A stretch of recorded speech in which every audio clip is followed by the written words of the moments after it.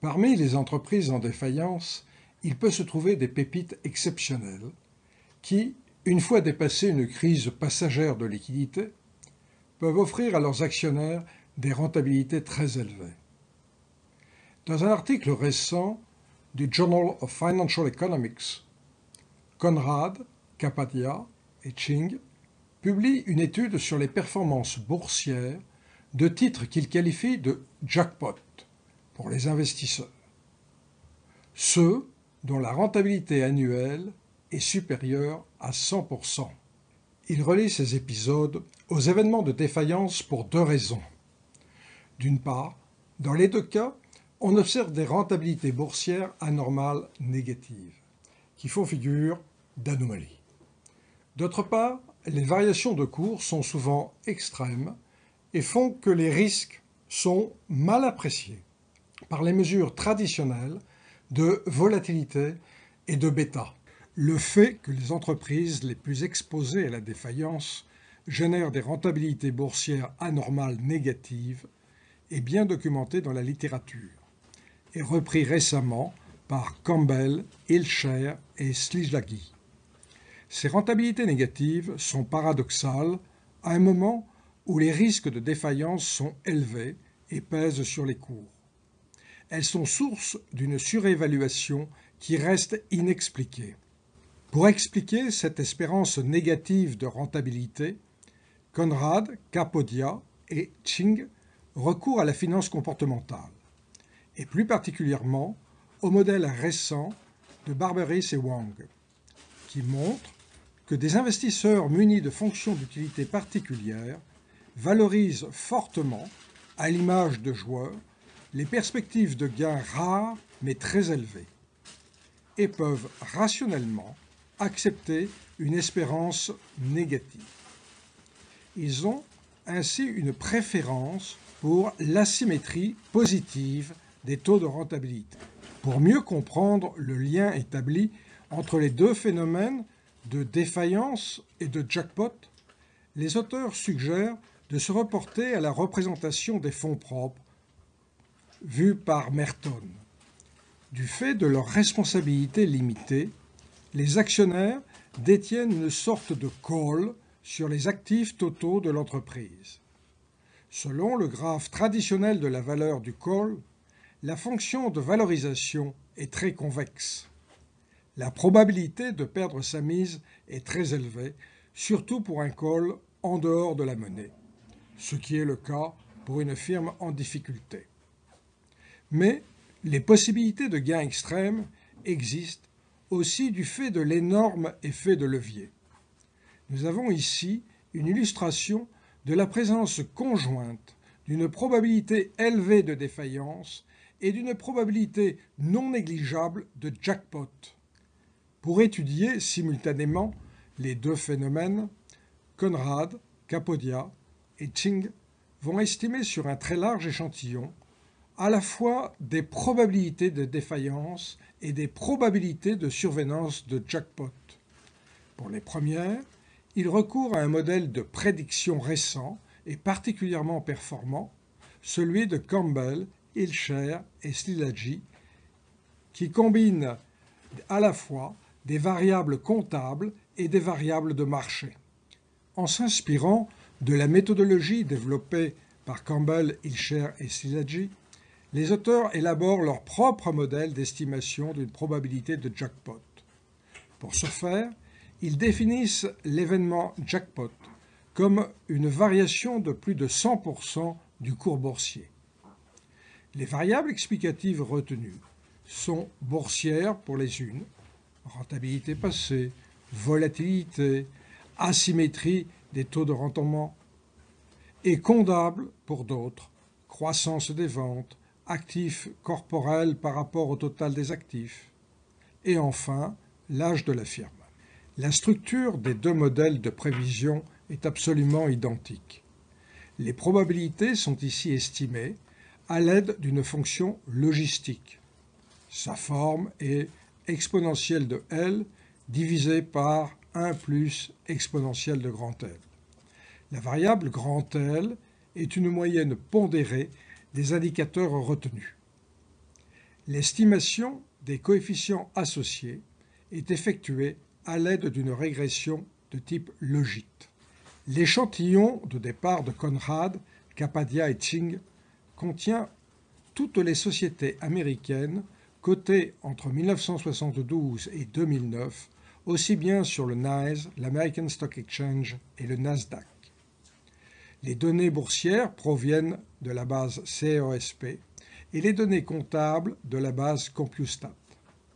Pour estimer les modèles de prédiction de défaillance ou de jackpot, les auteurs prennent en compte les 20 dernières années qui précèdent l'année d'étude.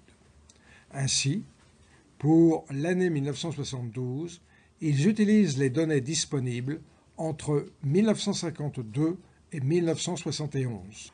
Les tests de performance boursière nécessitent le recours à des mesures particulières. Les auteurs en ont privilégié 4. La rentabilité en excès du taux sans risque, qui tient compte des variations sur la longue période des niveaux de taux. Le coefficient alpha de Jensen, qui corrige pour le seul risque de marché. Celui de Fama French, qui tient compte en plus des facteurs taille et book to market. Et enfin celui de Carhart, qui incorpore l'effet momentum. Des portefeuilles sont constitués chaque année par déciles de probabilité de jackpot. Les 4 mesures de performance montrent qu'en moyenne sur la période, les portefeuilles aux probabilités les plus faibles de jackpot ont des rentabilités anormales voisines de 0. En revanche, pour le décile supérieur, là où la probabilité de jackpot est la plus élevée, le rendement anormal moyen est significativement négatif et de l'ordre de moins 1%. Ces mesures de rentabilité sont corrigées pour 3 d'entre elles du facteur de risque de marché. Par ailleurs, pour ces portefeuilles extrêmes, les bêtas restent voisins de 1. Cette performance est à mettre en regard de 2 autres mesures de risque. La volatilité totale, qui est beaucoup plus élevée, et la symétrie, qui est fortement positive pour le décile supérieur. Comme le suggèrent Barberis et Wang, il y aurait donc une préférence de certains investisseurs pour cet effet jackpot à travers l'asymétrie mesurée. L'étude des coefficients moyens pour les facteurs book to market, taille et momentum montre que les sociétés aux probabilités de jackpot les plus élevées sont aussi celles qui ont la taille la plus petite, qui manifestent le moins de potentiel de croissance à travers la progression du chiffre d'affaires ou le ratio market to book. Et en plus, ont affiché au cours d'un passé récent de très mauvaises performances boursières. Des alphas mensuels de l'ordre de moins 1% sont économiquement très significatifs puisqu'ils correspondent à des rentabilités annuelles de plus de 12%. La finance comportementale suggère que c'est le prix à payer pour profiter d'une asymétrie positive appréciée par des investisseurs individuels. Mais ces derniers ne sont pas seuls sur le marché. Des arbitragistes professionnels opèrent et peuvent vendre à découvert ces titres qu'ils trouvent surévalués et réaliser ainsi des gains d'arbitrage. À l'équilibre, sur un marché efficient, les alphas devraient disparaître et tendre vers 0. En réalité, ce rendement anormal négatif, cet alpha négatif lié au jackpot, apparaît concentré au sein d'un sous-groupe de titres qui sont d'ailleurs les moins susceptibles d'être arbitrés. Il s'agit pour l'essentiel de sociétés de petite taille et de sociétés où l'actionnariat contient peu d'investisseurs institutionnels.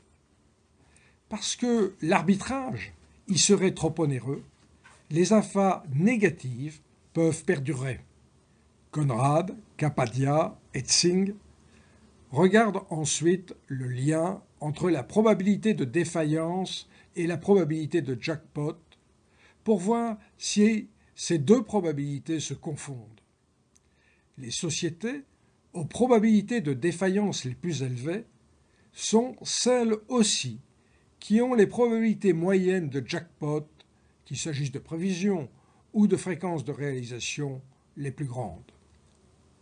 Ce lien entre les deux phénomènes est mesuré également par un coefficient de corrélation de Spearman qui, dans le cas de cette étude, est de l'ordre de 0,42. Comme les deux événements apparaissent liés, Conrad, Kapadia et Ching s'attachent à éclairer leur relation en étudiant les effets jackpot au sein d'une population homogène par rapport au risque de défaillance.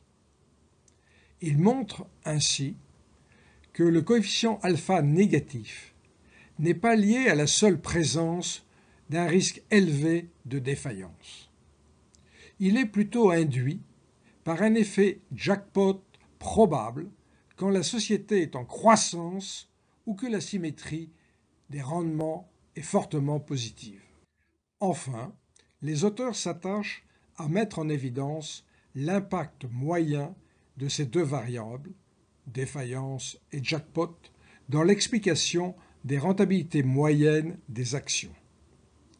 Reprenant la méthodologie de Fama et Macbeth, ils montrent sans surprise l'impact de la taille, du ratio book-to-market et du momentum. La volatilité du titre n'a pas de grand pouvoir explicatif.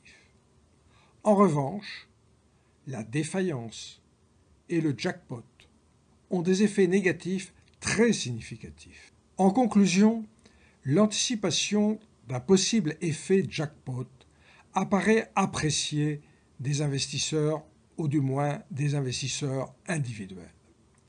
Elle se traduit par une distribution fortement asymétrique des rendements attendus. Cette propriété peut conduire des investisseurs à fonction d'utilité particulière à accepter en contrepartie des rendements espérés négatifs. C'est ce que suggère un courant de la finance comportementale. Cet effet permet de comprendre un autre résultat empirique, à savoir que la rentabilité espérée est négative pour les titres les plus exposés au risque de défaillance. En effet, dans cette population se trouvent de nombreux cas à fort jackpot attendu. Il s'agit d'entreprises traversant des difficultés, mais à fort potentiel de croissance. Ce sont elles qui concentrent le plus d'alpha négatif. La persistance de ces effets et leur résistance à l'arbitrage trouvent son explication dans une présence concentrée au sein de petites entreprises délaissées par les institutionnels. Enfin, ces deux effets peuvent durablement affecter les rentabilités attendues. Ils sont négatifs et lorsque l'un est introduit, il n'est pas chassé complètement par l'autre. Même s'ils sont liés, ils ont en partie des contenus complémentaires.